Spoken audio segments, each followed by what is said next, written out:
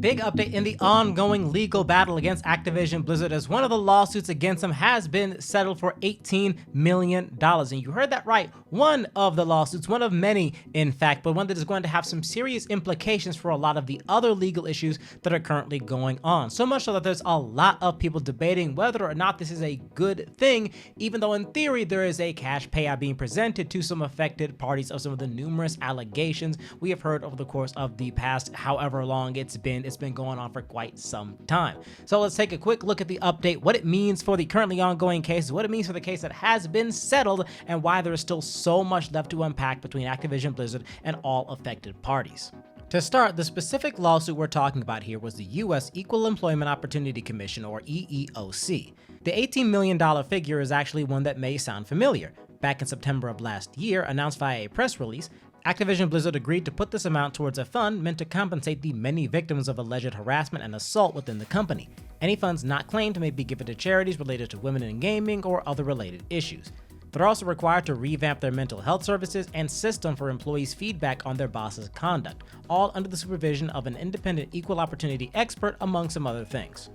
While that may sound well and good to some, especially those who were expecting there to be no repercussions of any kind for Activision Blizzard, a lot of folks are not happy with the results, including the California Department of Fair Employment and Housing, who are also suing Activision Blizzard.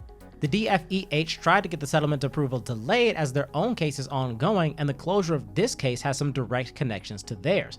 Perhaps most prominently is the following bit noted by the LA Times.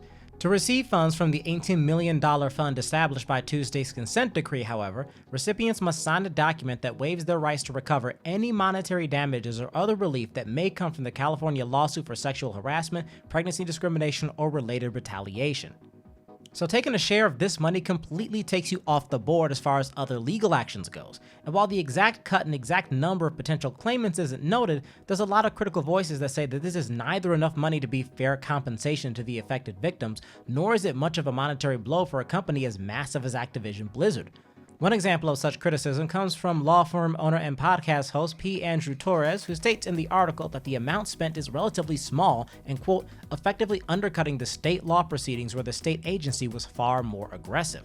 Another response comes from Jessica Gonzalez, founder and organizer for the Game Workers Alliance, the group working to unionize employees within Activision Blizzard and further beyond.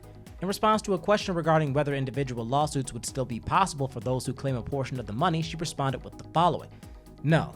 Getting payment from this waives the state of California to represent you, which is what they wanted. They want to give pennies and make survivors fight for it. Trust me, there are fighters and we're not going anywhere." This is far from the end of Activision Blizzard's legal troubles. With the DFEH's lawsuit, other lawsuits from individuals affected by the controversies, the multiple lawsuits filed by shareholders in regards to the information that was or wasn't presented prior to the Microsoft acquisition deal, it's enough to keep the company's legal team very busy for the foreseeable future. Whether or not this is indeed a win for Activision Blizzard, it's a battle far from the end of a war, and a story we'll just have to keep an eye on.